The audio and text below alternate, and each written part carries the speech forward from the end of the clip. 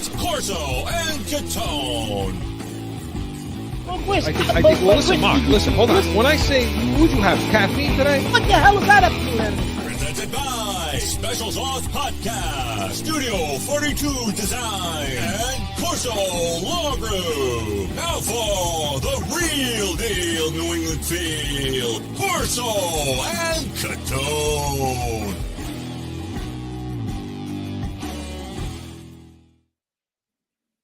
Welcome into Corso and Catone, the real deal New England feel. I'm Corso. Catone is here.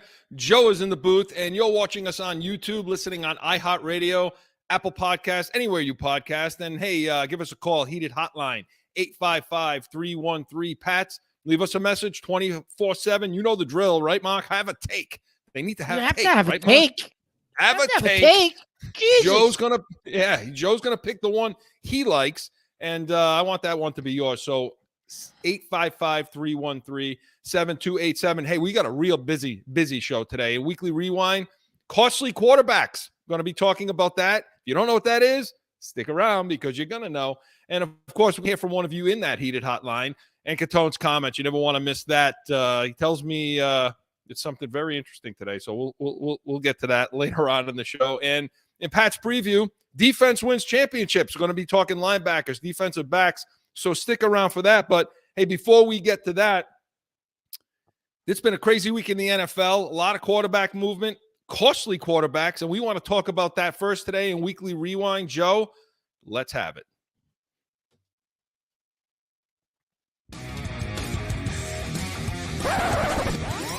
I'm going back through the week for a Weekly Rewind.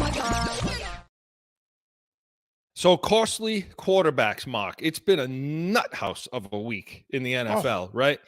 Yeah, and it's only going to get crazier, Chris, because free agency actually starts officially. I mean, I think the tampering period is this weekend maybe, but it's free agent frenzy week. Free agent frenzy. It starts on the 15th, which is next Wednesday, and I think a couple days before, the 13th or so. A couple days before you can start tampering, yeah.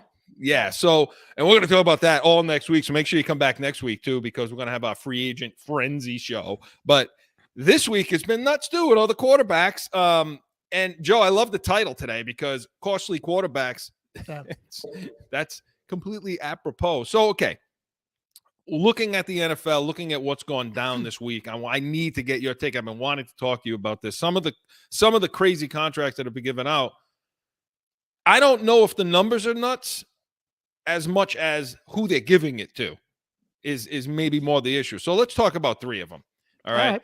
You got Daniel Jones for the Giants, who they extended him 4 years, $160 million. Yes, $160 million. And I think 100 of that's guaranteed or some crazy thing like that. Something crazy like that, yeah.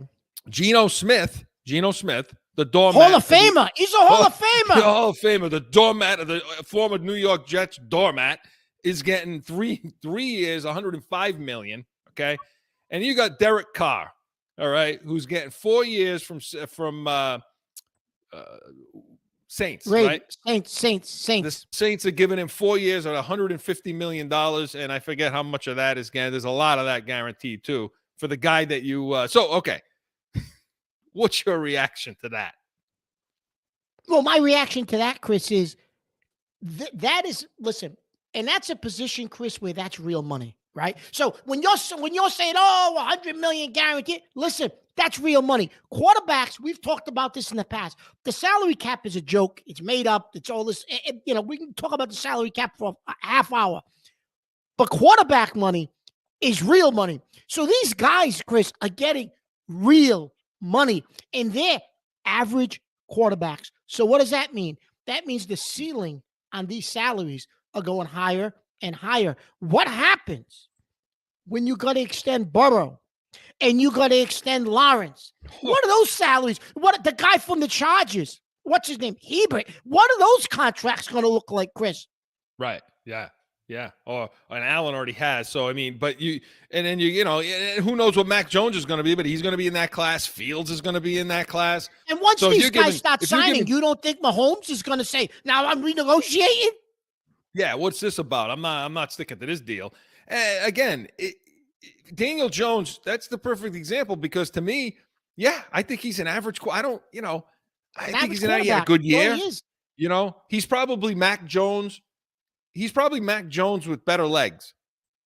Yep. I mean, and so you want to give this guy. So the numbers, I get it. They, by the time, because it's really a 2-year deal because of the guaranteed money. It's really money, a 2-year deal, yeah. And by the time this comes around, the salary cap will be about $300 million. But again, the salary cap, it's about the real dollars coming out of the pocket and the guaranteed money. So I just don't think, I don't really care about the numbers so much because I think it's all crap anyway. But it's the people, it's the players you're giving this to, Mark. Daniel Jones is not a great quarterback. He's not. He's an average guy. To me, he's what? Middle of the pack to lower? Chris, but okay, we're talking about Daniel Jones. What about Geno Smith? Geno Smith? I mean, God bless him. He got his money and he's been in the league a long time. But my God, this guy's a career backup quarterback. What's he averaging? $30 million a year? Yeah, it's like 33, 35, something like that. I mean, and then, which I get it. It's a lower number for a quarterback these days. But $30 million. But Chris, Baltimore won't pay Jackson. What's that about? We'll get to that in a second. But here, listen. So with these guys, and I don't really want to talk Derek Carr because I think the Saints. He won a Super Bowl, didn't he? I think they're nuts. I mean, look, I don't know where the Saints are picking. I'd have to look, but they could probably get a quarterback in this draft. Oh yeah, probably. So I'm just wondering why you want. Yeah, but I'm wondering why you want to give Derek Carr 100. Look, you put Derek Carr behind a Ferrari last year, and he crashed it. He totaled the car, Mark. You had Adams. You had the tight end. You had Renfro. Crashed it. A good OC, a good offensive coach, a pretty good defense, and you just completely demolished that vehicle. Right? Yep. Right? And now what? McDaniels wanted nothing to do with him. And that's what I was just going to say, Chris. McDaniels is known for working with quarterbacks and making them, better. Look, this first year of Mac Jones, look what Mac Jones did. He wanted nothing to do with Carr. So you're right. What does that tell you? And the Saints go give him $40 million a year? Right. Which tells me then that, just relating it to New England real quick, that Mac Jones, he's probably going to stick around, right, on the rookie deal. Oh. They're not going to run that. What are you going to go out and buy? You think Kraft is spending $40 million on a quarterback? He's so goddamn cheap. This kid will be on his rookie deal. That's for damn sure. I don't care if he can't throw the ball 10 yards. He'll be on his rookie deal because they don't want to pay. Right. Because the only other person you're going to go out and get is Garoppolo, and he's going to demand more money than these guys because this guy's been to a Super Bowl. Especially now that he's seeing these salaries, Chris, what do you think Garoppolo's going to ask for? At least Garoppolo took a team to a Super Bowl. This pretty much ensures that Mac Jones plays out this rookie deal, or at least the 4 years, And when we start talking lead up to the draft and everything, Mark and I have a perfect plan as to what to do with quarterback at that Tennessee quarterback. Interestingly enough, you talk about Jones playing out at least the 4 years of his rookie contract. Interestingly enough, Miami just picked up the 5th year on Tua. So, two things. They got a bargain because the 5th year is only $23.5 million because of the way the structure is set up for a rookie quarterback. So they're only paying $23 million. You're giving, Jones $35 million. So they got a bargain picking up the 5th year. Second thing it tells you, and there's been all kind of rumors out there this week, Tom Brady's not going to Miami because you're not picking up the 5th year on Tua if you're bringing in Brady for a year or two. So put that to sleep, please. That's not happening. I'm sick of listening to it. But they were smart. That's cheap money, $23 million, Chris. Yeah. Yeah, no, and look, the only way Brady comes back, in my opinion, is if it hits August and Tua's hurt, something happens. Because I don't know what the custody issue is there with the divorce and everything, but I don't think I don't think it's going to be easy to leave Florida, and still and see your kids and have them come to you and all that crap. So I think Brady's done too. And I think he filed his papers too. That's something that nobody else has talked about. I think he actually filed his papers with the league, which means done. He's done. Yeah, he's done. So we'll see about that. Yeah, there's a lot of talk about that. But the other two things are Lamar Jackson, and talk about Rodgers for a minute. How about the New York Jets? How about the New York Jets getting on their private plane, going out to California to meet with Rodgers? I don't know what the result of that meeting was. I haven't heard yet, but I don't think they flew back with him. They didn't fly back with him, and he hasn't made a decision yet. When they came back, Chris, it seemed like something was kind of imminent. Nothing's happened. Listen, this is all a ploy with him. He's playing mind games with Green Bay. He ain't going. If he agrees to go to the Jets, that dumpster fire, then he's really got rocks in his head. He needs to spend another week in a dark room if he wants to go play with Woody Johnson. But I know you personally, you want him to come to the Jets. Tell us why you want him to come to the Jets. And I want and Brady to go to Miami. Oh, I do. Now, why? I do. Why? Tell us why. Because that puts you in purgatory for the next 10 years. Look, if you're the New York Jets and you figure, hey, we're going to get Aaron Rodgers and we're going to pay all kinds of things to give up draft picks for Green Bay and all that. Great, good. What's he going to give you? A couple of years of miserable. What do you think? Like you say, what do you think New York's media are going to do to that guy? He already has control of the team anyway, given the fact that they made them come to him and that he didn't go back with them. That means, sorry, guys, I'm controlling your team now too. So go ahead and do it. I don't think they're going to be any better. They're still looking up at 3 or 4 other teams before they can even sniff the Super Bowl. So good luck there. And with Miami, go ahead. Go get Tom Brady for a year. Piss Tua off. Let him go away now. And now what are you going to do for a quarterback?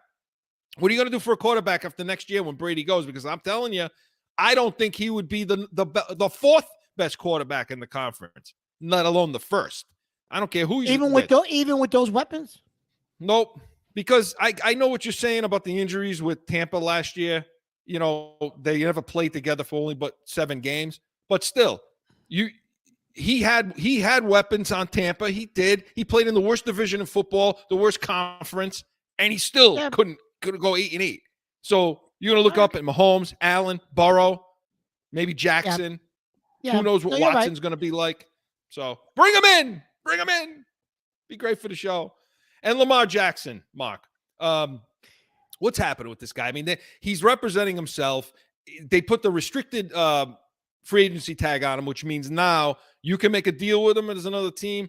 And if Baltimore doesn't match it, you owe them 2 first-round picks. And nobody's talking to him, Mark. Why? No team has brought him in. There's got to be a little collusion going on there, Chris. Like, I don't understand. No other team wants him. Listen, everybody needs a quarterback, Chris. Most teams need a good quarterback that can take you to a Super Bowl, and no one's talking to him. And it was really interesting, like, that they put that restricted on him so he could negotiate. It was almost like, yeah, we'll put the restricted on you because none of the other owners are going to go grab you. It was almost like Baltimore knew they ain't coming to get you. Which shows it's very strange that there's no rumors of anybody reaching out to him, Chris. How is that possible? He's a Pro Bowl quarterback, MVP. I know we're not crazy about Lamar Jackson. I get that. But the buzz around the league, they think he's an MVP-type quarterback. How are you not reaching out to him? It'll only cost you 2 picks. It'll cost you 2 first-round picks. But if you think he's the franchise, well, go ahead. Give him up the picks. They're colluding because of the precedent that it sets. Cleveland was so stupid. What Cleveland did with Deshaun Watson was so dumb, giving him $200 million guaranteed or $230 guaranteed. Now Lamar Jackson saying, no, screw him. He's not even the best quarterback in our division. I want guaranteed money. The owners got together and said, no. We're not going to stop this. We're going to stop this train before it even leaves the building. And we're going to get together. We're not meeting with this guy because we're not giving him $200 million. Period. Certainly Kraft's not going to do it. And the other thing, Chris, is he really shouldn't have represented himself. He should have gotten a real experienced agent, somebody like who the heck's the guy that he represents all these big guys. What the heck? And stuff. Rosenhaus. He should have gotten somebody like Rosenhaus, right? Who has a relationship with all these teams. He can pick a phone up and say, hey, let's try to make a deal work here, right? I mean, he don't have those connections. As representing himself, he's kind of hurting himself doing that, Chris. No, he is. And the other thing about the quarterback himself, okay, as a player, the fact that he's been hurt a couple of years, and I'm going to give you props on this, and I know we're over, but I want you to comment on this because a lot of people saying, should New England be in on this? 2 first-round pick, who cares? You can get Lamar Jackson for the 14th pick basically this year, and who cares about the pick in the 20s next year? The hell with it. Give the 2 picks. Mark, I don't think he's worth it. Mark Catone has been saying since he went to the Pro Bowl and in the skills challenge, 3 years ago was that? Yeah. That this guy can't throw a football. Mark, is this guy worth two picks? Plus, Chris, number one, I don't think he's got the arm. I don't think I don't think he's a Super Bowl quarterback, right? And like you said, Chris, because of his playing style, his body is breaking down sooner than guys like Michael Vick and those types of guys. Those guys at least put together a string of seasons before their bodies started breaking down. This guy already seems to be hurt every year. And the style that he plays, Chris, that's only going to continue. He's never going to be a pocket passer. I don't care how much you try to make him a pocket passer. He don't have the arm strength, Chris. Yeah, and to answer the question, if anybody watched that skills competition that we watched, and I called you on the phone and said, "Oh my God, this kid's how are they going to give this kid any money? Are you kidding me?" It was brutal how weak his arm was. Yeah, and we said it 3 years ago. This kid can't throw the football to the edges. Okay, he's not going to get this team over the top, and Harbaugh knows it. He knew it. And that's why Baltimore did what they did, because they know what they got. I was just going to say that, Chris, right? If Harbaugh said this kid we'll win 3 Super Bowls with this kid, you don't think they give him $50 million a year? Of course they would. Absolutely. Of course they would. So no, New England shouldn't be in on him. No, absolutely not. Forget the guaranteed issue of the money. They shouldn't be in on him. And yeah, Mac Jones is pretty much staying put, everybody. They're going to ride that rookie deal as long as they possibly can. So we'll see what happens in the coming weeks with free agency. But Weekly Rewind was presented by CORSO Law Group, Arizona's leading criminal and traffic law firm. CORSOLawGroup.com. Allow us to be your voice. Hey, when we come back, want to hear from one of you in the Nation and Heated Hotline. Stick around. It's that time again for a timeout for a message from one of our sponsors. No one ever thinks they will be in the need of a criminal or traffic lawyer, but things happen. CORSO Law Group is Arizona's leading criminal and traffic law firm. Their 20-plus years experience and attention to detail has helped thousands of people all across this great country who found themselves in a situation in Arizona. So whether it's a traffic ticket or if you need reduced DUI or more serious issues, call or go online to CORSOLawGroup.com and talk with these expert attorneys who I know will help you. CORSO Law Group.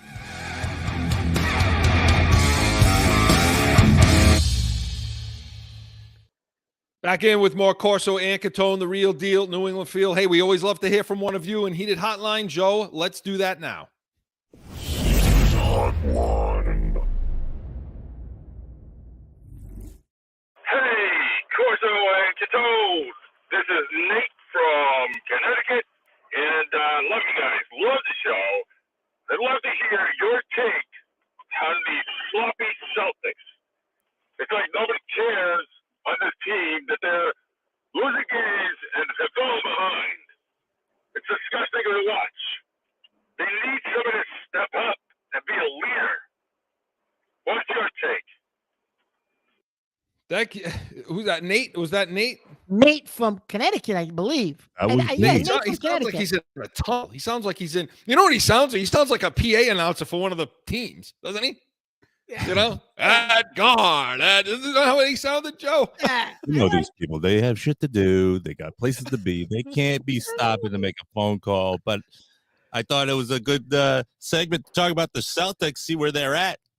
Yeah, you know I like what? It is.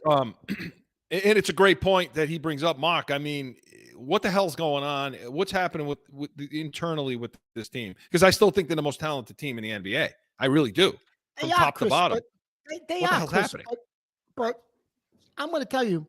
So, a couple of things. I don't know if it was last week or the week before when we were talking about the Celtics. It might have been last week. And you were critiquing the Celtics, and you said that they're gonna do more passing, moving of the ball, more of what they did last year. You said they're taking too many threes, right? You said they're dependent on the threes, right? Well, they have no other way to score. They have to figure out another way if it's a make. And you said that last week.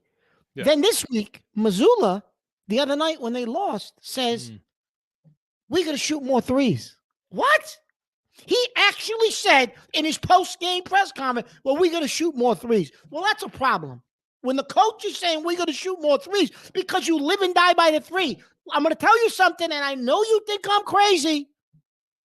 Game 7, Milwaukee, you're living and dying by the three. It's going to come back to haunt you. And you're going to, Joe, mark it down.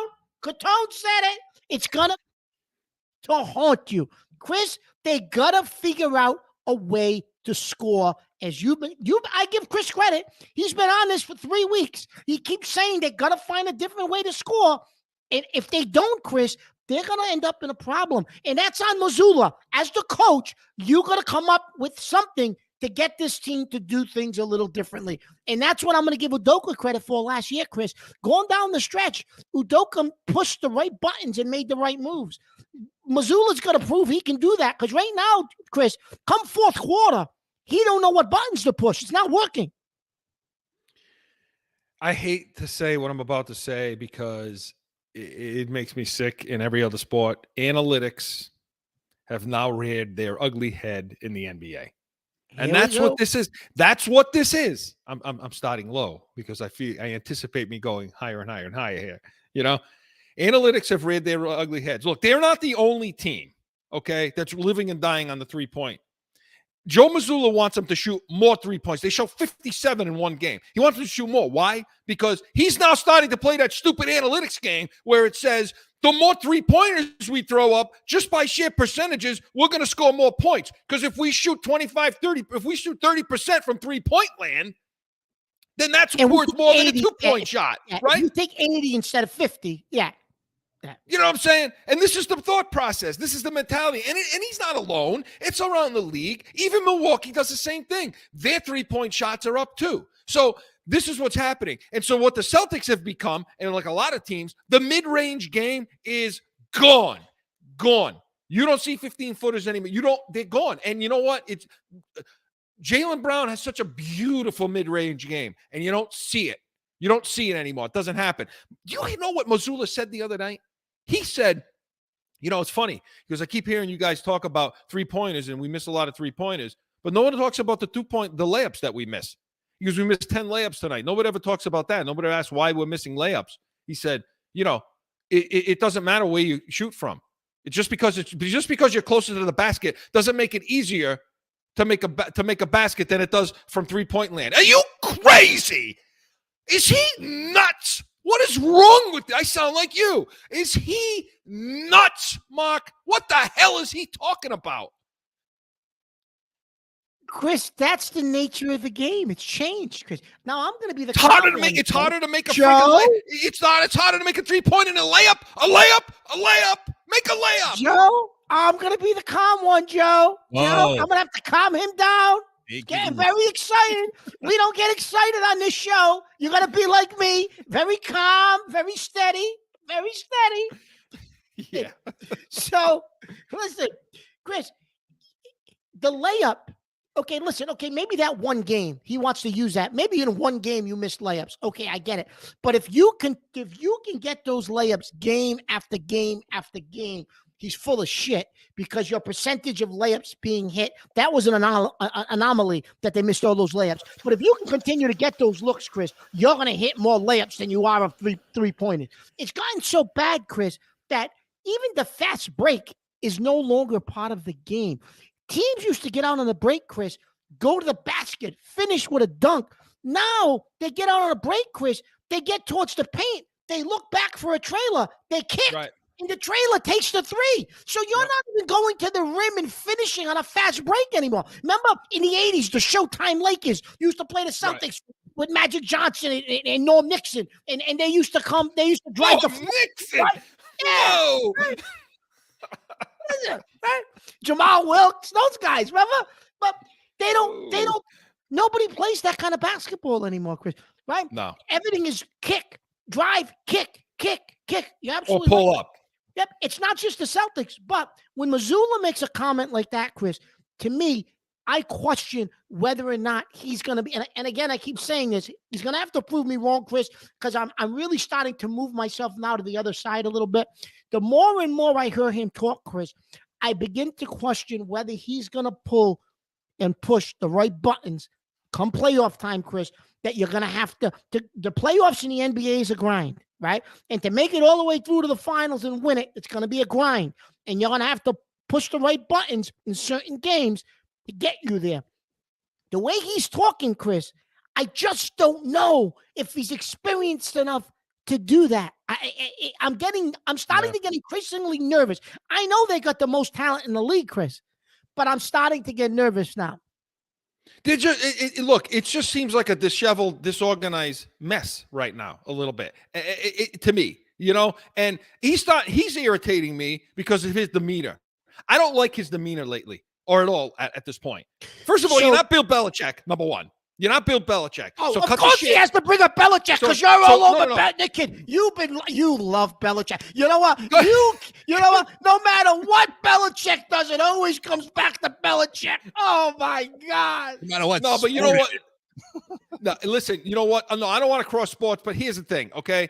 You can't leave the media alone, Joe. Leave the media alone. Not you, Joe. Missoula. Leave him alone. Leave Abby Chin alone. What the hell did she do to you that you're such a jerk to her in the post games? Okay? Talking to guys like, you use that word a lot, says to a guy. You use that word a lot, whatever he said, Calm. No, but you know what, Mark? It's pissing me off. Like, in other words, the Celtics fans and the Celtics nation want to know, Joe, why is it that this team falls, fails, and dies in the fourth quarter? Why is it that there's not somebody on this team that's getting in everybody's face? Why is it that somebody on this team isn't upset, calling people out?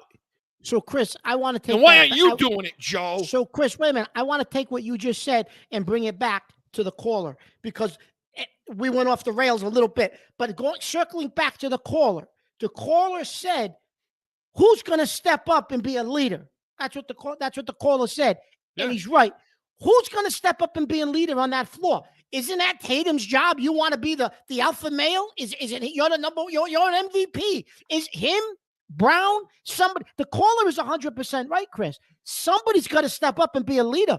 If it's not going to be Missoula, who's it going to be? Who's going to pull the team together and have a players-only meeting and say, listen, we got to get our goddamn heads out of our ass in the fourth quarter? Who's going to become that leader? I don't know if they got that guy in the locker room, Chris, and if they don't, that's a problem. It is a problem. And Smart was, Smart always considers himself a leader of this team. He's not doing it. And the problem is when you got your coach coming out in press conferences saying, that's part of it. That's part of the game. If we have to lose, then that means we need to lose. What the hell are you talking about? If we have to lose, that means we need to lose? Joe, fix the problem. What that tells me, Joe Missoula, is that you're over your friggin' head. Okay, this thing's going off the rails at the end of games, and you don't know how to rear it back because you're their friends instead of their coach. Jaylen Brown shouldn't be playing 90 minutes between two games. That's absurd. And you could see him in that game, that back-to-back game. He's crawling out there in the fourth quarter. He's trying his best. You have to sit him down. You got to. And guys don't know what the lineup is. Nobody really knows what their role is right now. It seems very confusing as to who's doing what. When how you're shuffling those point guards, and this jackass is in press conferences saying that's all part of it. It's part of the journey. What journey? There's 15 games left. Milwaukee, the Knicks, Cleveland, Memphis, Phoenix. They're all upping their game. They're all getting geared up for the playoffs, except you. That's it. Who is it? Who's going to be? Who's going to be? Because you're going to lose again. You're going to lose, and this time you'll lose in the conference finals, not the NBA finals. You'll lose in the conference finals unless you get somebody to get in these guys' face and say, hey guys, it's freaking April. Let's go. Let's go. Well, if you remember, Chris, last year at the beginning of the season, Udoka used to call out players, and everybody was like, oh, what's he doing? But that was his way of motivating these guys to say, hey, you're going to be held accountable and you're going to have to hold yourselves accountable if you want to do something here.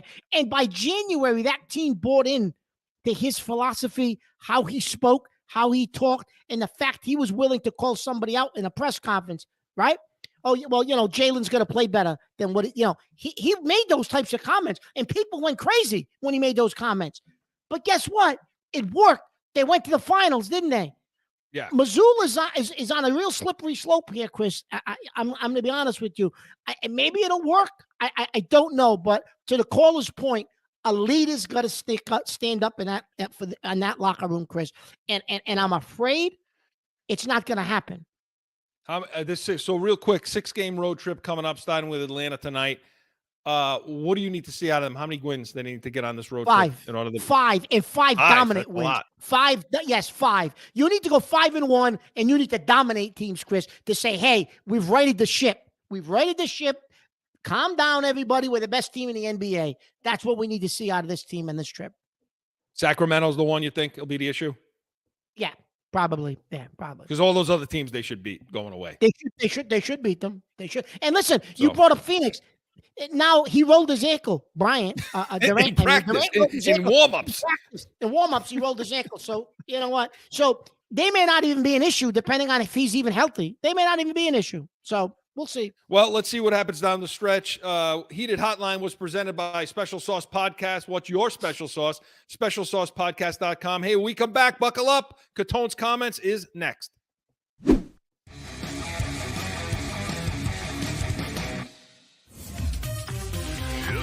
Special Sauce Podcast. You liking the song? The sauce is good, man. This is start out finance. Kratom custom and let them read. With your host, Marcus Aurelius. Tune in to Special Sauce Podcast wherever you podcast.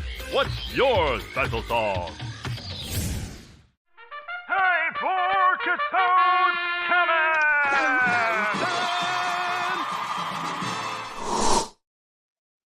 So, yesterday morning, I'm up. I had an early meeting at work. I'm up. Leave my house, go down to the edge of my street, and I'm waiting. There's some traffic. I'm trying to make a turn, right? I got to wait, to clear traffic, and there's a car behind me, and the lady's beeping me, going like this with her hands. She's got her hands up in the air, and I look in the rearview mirror. I said, what the hell's going on over here? I look. I turned to like, well, where do you want me to go, lady? You want me to plow into a car? Really? What would you like me to do? Okay? Honestly, these people are sick maniacs on the road. They don't pay attention to the road. They don't pay attention to the rules. They don't care. And listen, I've had this discussion with you before. Catone's rules of the road, we can review them. You know my pet peeve. We can review them. I've got the driving manual. I've got it all. However, this week, I heard a story that I really think you need to hear. And I'm not going to tell it.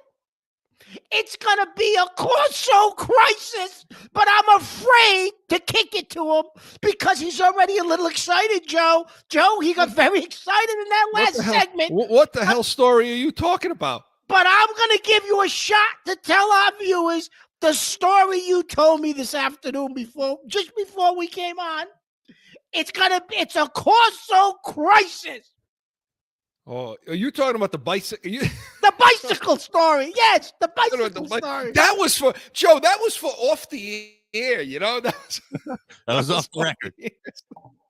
That was off the record. You want to know? You guys all want to know this story? Okay, so I'm going to try to make it as quick as I can. I'm driving home the other night, okay? And I live in kind of a rural area in Arizona. And so I'm going up this 2-lane road to get to my gate area, my entrance to my neighborhood. And I'm about 2 to 3 cars behind, okay? It's slowed down. And there's about 6 cars in line. And it's usually not a street there's traffic or anything. I look up ahead. Now, this is a road that there's a lot of bicycle riders. They ride all the time. And the road's really narrow. So these 2 guys are riding their bikes, okay? Like, they got full gear on, all of it. They look like they're going to be in the Tour de France next week, okay? And they look the same uniforms, the bullet helmets, the stupid everything from top to bottom, the ass pads, all of it. And so these 2 are riding side by side, which you're not supposed to do. I mean, they're riding right next to each other. So naturally, everybody's sitting waiting to go around them, right? So I thought I would do a nice thing and be a public service guy. I start to drive by him. I rolled the window down and I said to them, hey, you're not supposed to ride side by side. You're going to end up getting killed. People have gotten killed on this road. Bicycle drivers, by the way, mind you. Okay. This is what I hear back. F you. F me. What do you mean, F me? So I wasn't really in the mood that particular day.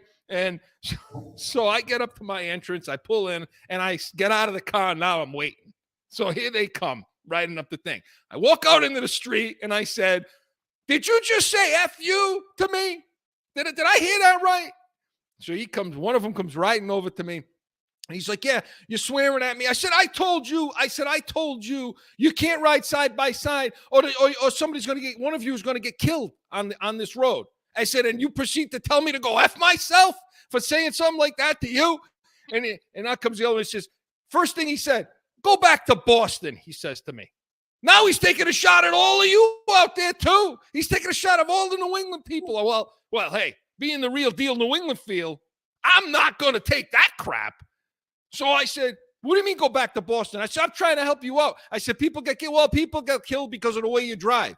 I said, then if people drive like crap, all the more reason you shouldn't be riding side by side, you moron. And, and so he said, yeah, you know what, go back to Boston. It's a nice night. There's no cars on the road. It's 5:30. I said, it's 5:30. Everybody's coming home from work. What do you mean there's no cars on the road? I said, and look at the two of you. You're wearing all your stuff, I said. You got all your stuff on like you're in the Tour de France. You look ridiculous, I said, the two of you. I said, go home. I said, ride behind each other and go home. And he's like, yeah, go back to Boston. And he called me another name. And I said, fine. I said, fine. So when your brains are splattered all over the street, your family will know why, because you're two morons. And that's it. I went home and I called Mark immediately. Is that the story you're talking about? That's the story. However, I agree with Mark. They're idiots. I'm going to say that was the PG version of what he told these people, because Mr. Corso dropped a few F-bombs in as well as he was responding. He told me to go F myself. What? I deserve that. I was trying to help him out. All they wanted to do was ride their bicycles on a nice night, and they had to run into you maniac. Truth be told, they made me wait. That's what it was. That's really what it was. Listen, I was trying to help him. I told you. Catone's driving school. I'll do bicycles, motorcycles, cars. I'll make a ton of money. Do you have an anger management section to that book? Maybe you ought to send it to me. Yeah, because listen, my new thing, calm, no excitement, very calm, Joe. I've been very calm today, Joe. Mark, this is the peak. This is the tip of the iceberg with these bicycle riders in the neighborhood. Ask my sons. They'll tell you, my father hates that. They'll say, oh, yeah, he hates that with those guys driving up and down with all that gear on, all that bullshit on. They think they're coming. I said, the two of you. I said, which one of you won the race anyway? Where's the number on your chest? Enough. And we just lost that group. Yep. We know we lost those viewers, Joe. Viewers are gone. No Schwinn, no Columbia or Schwinn bike endorsements here, right? No, we just lost that sponsor. Thanks, Chris. We lost that sponsor. Well, Mark, thanks for letting me chime in and get that off my chest. And hey, I was representing the real deal New England field. To go back to Boston? Okay. I'll get you some of you people out here. You come out and help me out with these bicycle riders, right? So, that was good stuff. Catone's Comments was presented by CORSO Law Group, Arizona's leading criminal and traffic law firm. CORSOLawGroup.com. Allow us to be your voice. Hey, when we come back, we're going to go Pat's preview. We're going to talk defense, wins, championships, all that and more right after this. It's that time again for a timeout for a message from one of our sponsors. No one ever thinks they will be in the need of a criminal or traffic lawyer, but things happen. CORSO Law Group is Arizona's leading criminal and traffic law firm. Their 20-plus years experience and attention to detail has helped thousands of people all across this great country who found themselves in a situation in Arizona. So whether it's a traffic ticket or if you need reduced DUI or more serious issues, call or go online to CORSOLawGroup.com and talk with these expert attorneys who I know will help you. CORSO Law Group.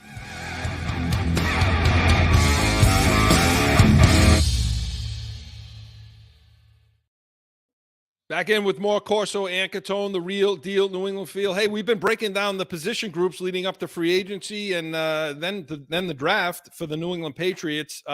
Did wide receiver, did offensive line. Now, defense wins championships. Pat's preview, Joe. Let's have it.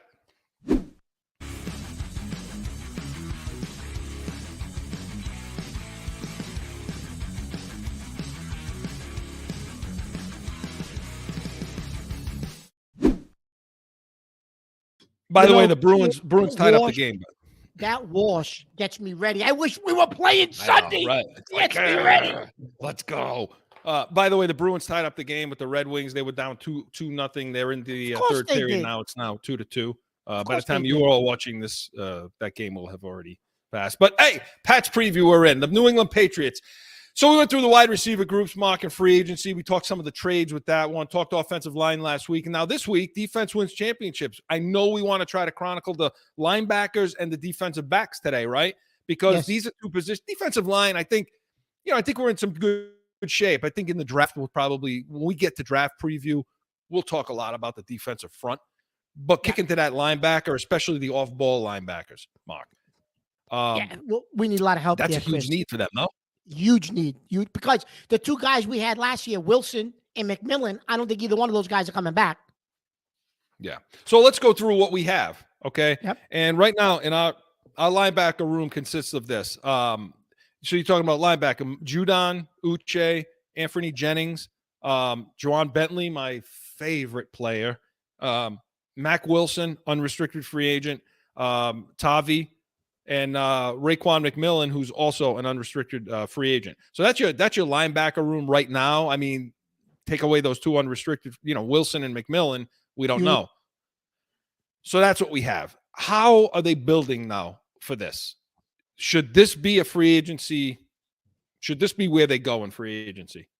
Yes, because there are, Chris. This is a good free agent linebacker group, right? So we talk about the last 2 or 3 years of free agency and what strong groups. This is a stronger group. This is a strong group. There are linebackers out there, Chris, and I know you're going to go through it. You got the kid Cunningham, who was released from Tennessee. You have the kid Edmonds from Buffalo, right? You have guys out there, Chris, that can come in. They're off the ball linebackers. They can fill what we need. And I know that Belichick loved the kid Cunningham from Tennessee coming out of the draft.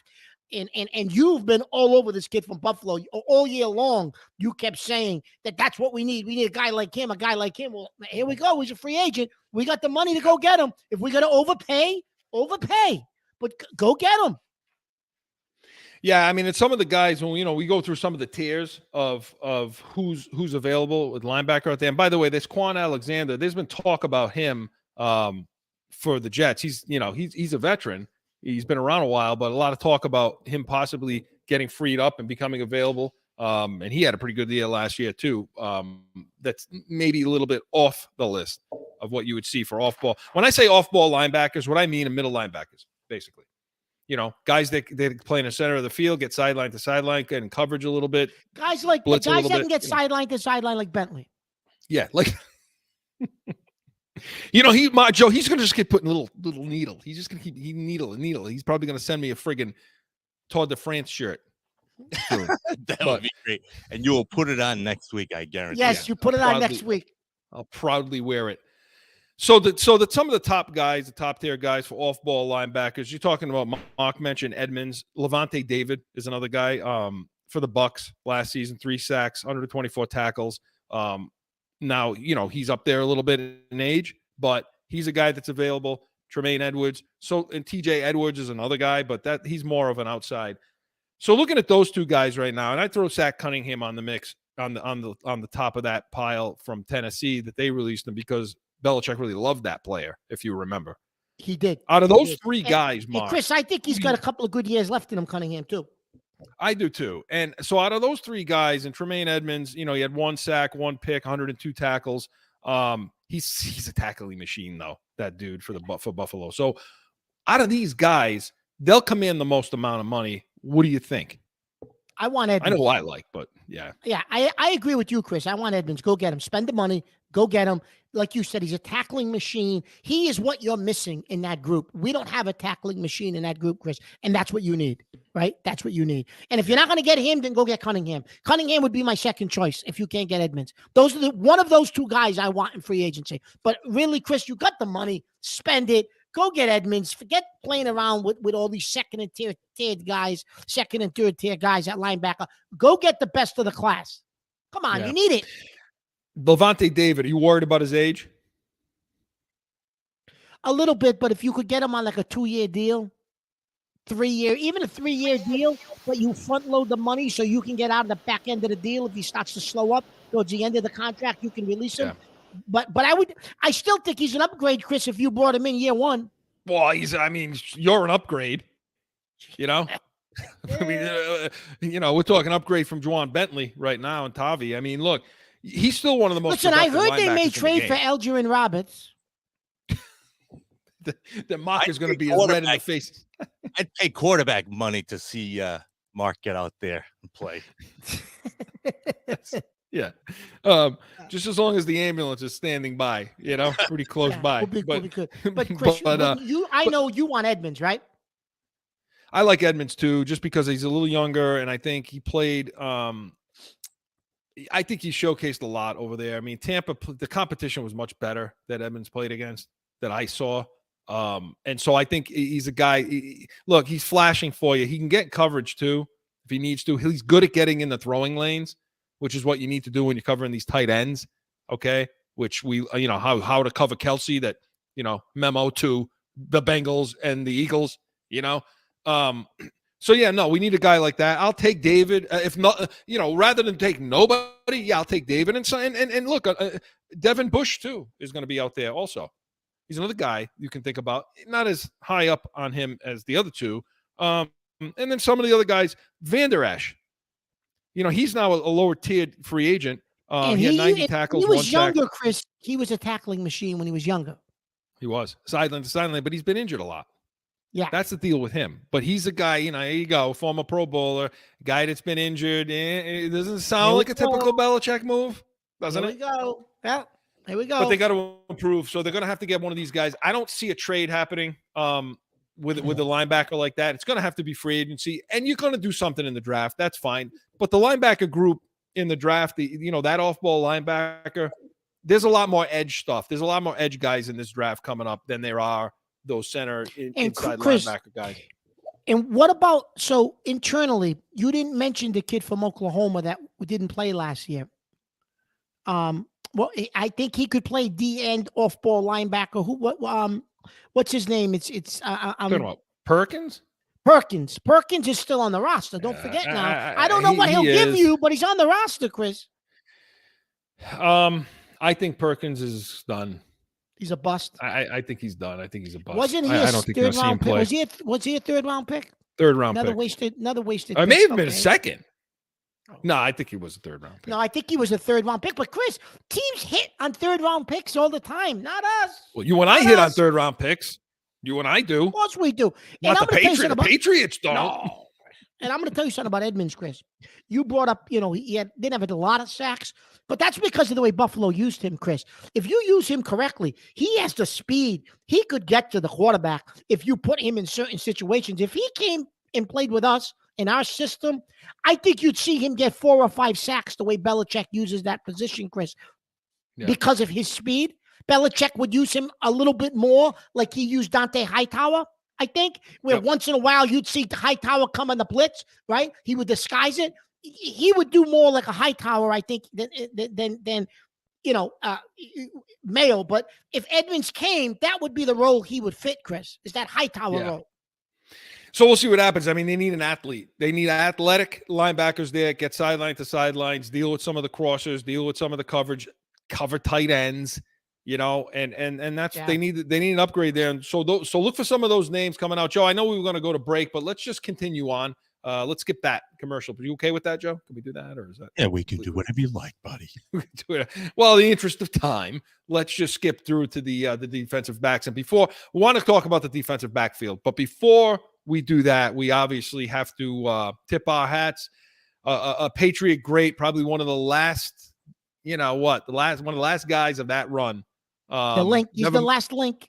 The last link. Yeah, Slater's still there, but Devin McCourty retired yesterday after 13 seasons with the Patriots, and some of the quick numbers. And it was a nice little. His brother was on, had him on his podcast. That's how he announced it, and he seemed wasn't overly emotional. He seemed pretty good with the decision, and 13 seasons, it's a long time to play in that spot.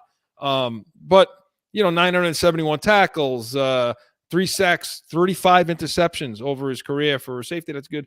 For 580 yards, 2 touchdowns brought back, and God, he brought us a lot of so much stability in that defense. Mark, what can you say about McCourty? He did, Chris. And for as much as you and I gave him some flack the last couple of years because he lost a step and he was always a little slow getting to where you thought he should be. But, he brought a lot of stability in that center field. Listen, the role he played, Chris, is an important role in a Belichick defense, right?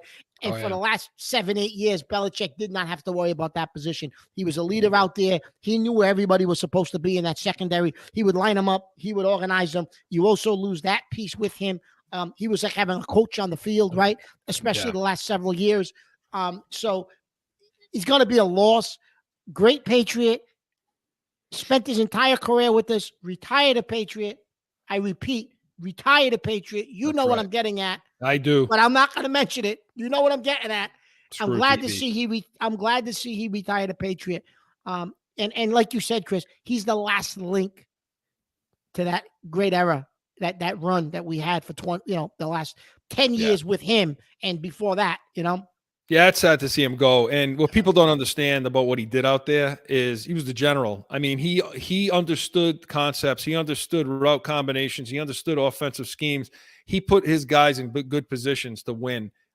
He gave up a lot of plays for himself to play that center field type. They play a lot more cover 3 than most teams do, and most think that they do. So you're in a lot of cover 1. So it's requiring that deep safety. And a lot of times you're not making huge plays, but it's that safety net that he always provided. And, so it leaves a huge void.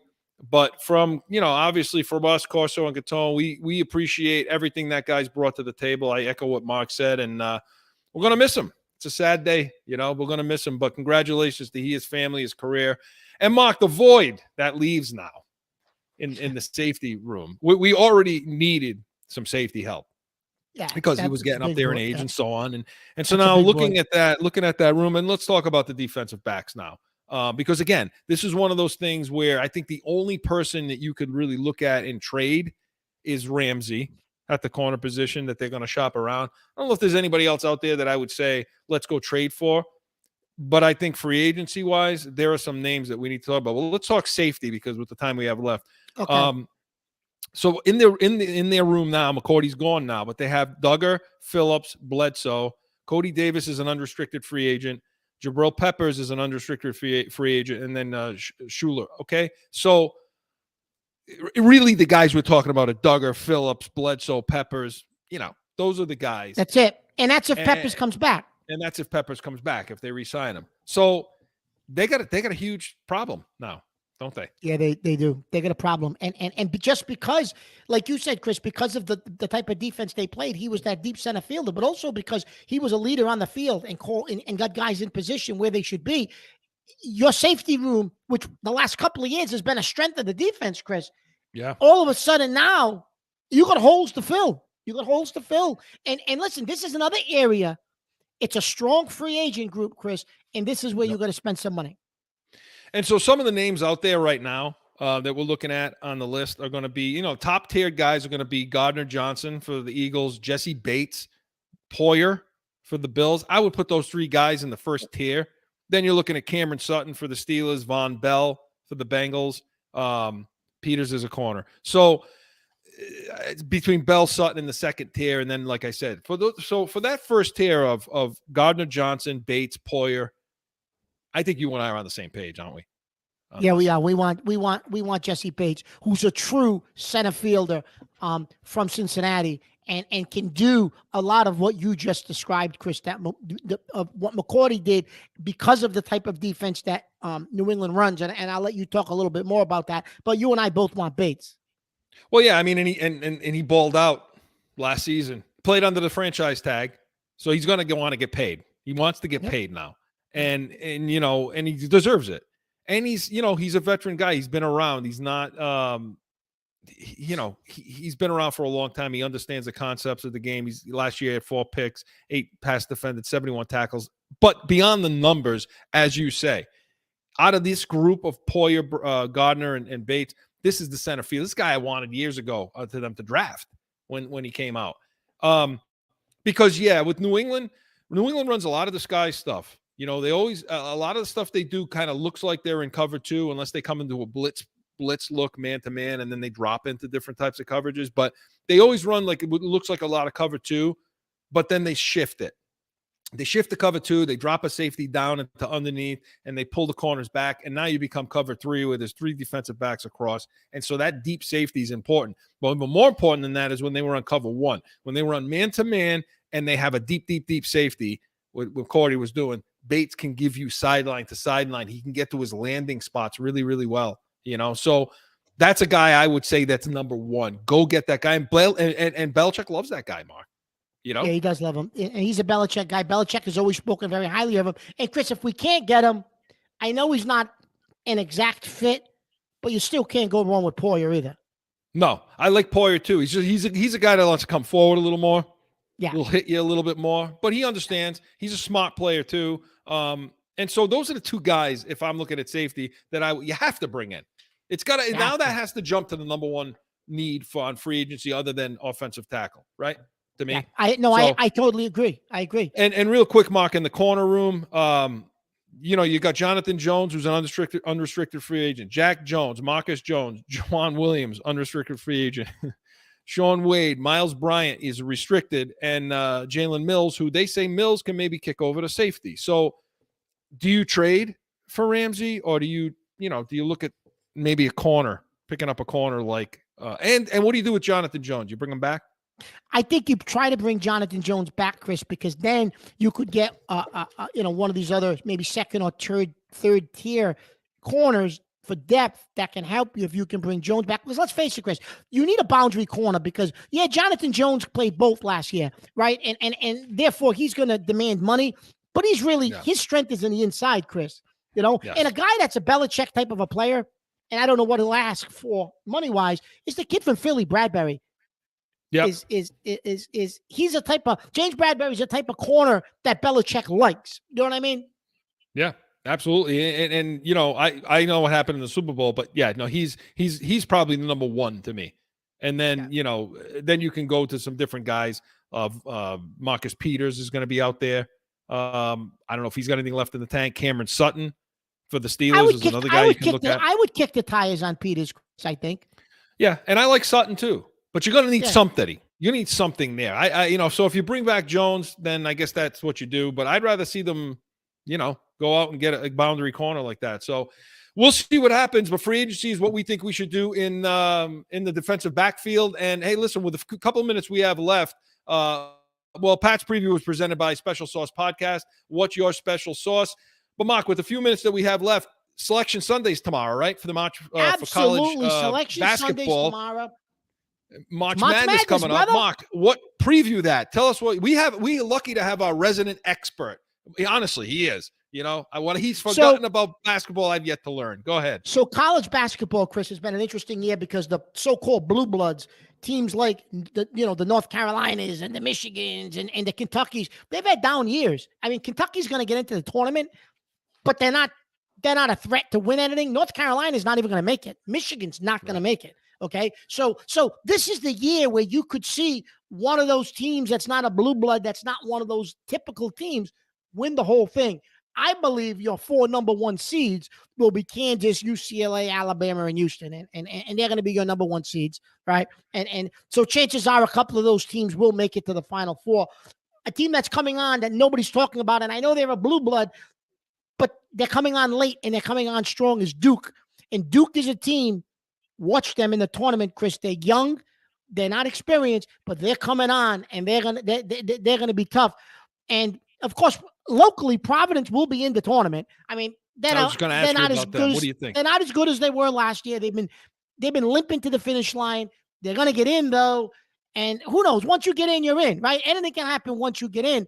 And I will say this: anybody who's a college basketball fan, if you live in this part of the country, if you've never been to Madison Square Garden for the Big East tournament, it's something you have to see and go to. It's the Mecca, as they call it. It's the greatest arena in America. You need to go to see a Big East championship on a Saturday night at the Garden. There's nothing like the atmosphere. I've been to 2. I've seen Providence play Creighton. We won. I saw them lose in overtime to Villanova. It's nothing like a Saturday night at the Garden. Trust me. When it's Big East championship, your team's playing. The place is absolutely bananas. Bananas. Didn't you storm the court? Madness, huh? Didn't you storm the court? When they beat Creighton, I might have. That was back in like 2014. I might have. That was Bryce Cotton's team. No, that was no, that wasn't. Yeah, that was Cotton's team. Anyways, so March Madness, Chris. Next week we'll give you our selections, who we think is really gonna win this thing, because they do. Even though a couple of games will be played when this airs, a couple of rounds, we'll still talk about it. But Duke is a team nobody's talking about, Chris. They're gonna be tough to beat. Believe me. Purdue, anything with them? Purdue, I think, is a little. They'll advance, but I don't think they can win it, Chris. I don't think they're athletic enough to win it. I really don't. The best defensive team in the country is Houston. They're going to be a number 1 seed. They play defense. They play lockdown defense like you can't imagine. They're going to be really tough to beat, and so Houston will be tough too. And maybe Joe Mazzulla should watch Houston play defense. Maybe he can learn something. Well, you know what? While I'm filling out my bracket, I'm like the kid in the classroom that's looking over here. Mark's cheating. So looking at his, So we'll fill out our brackets. We'll let you know what they are. Mark, good stuff. We look forward to hearing a lot more about this as the weeks come. And so CORSO and CATONE was presented by Special Sauce Podcast, specialsaucepodcast.com. Hey, listen, get on this week. All our shows are up for you to watch, listen to, subscribe. Make sure you give us that thumbs up. Come back next week, 7 p.m. Eastern. We're going to talk free agent frenzy. It's going to be much of the show. Bruins, Celtics, and your heated hotline calls. Anything you bring to the table, we will be ready. We are CORSO and CATONE, the real deal, New England feel. See you next Saturday. Find CORSO and CATONE on iHeartRadio, iTunes, or wherever you podcast. And subscribe to the YouTube channel, CORSO and CATONE, and catch the chaos at 7 p.m. on Saturday.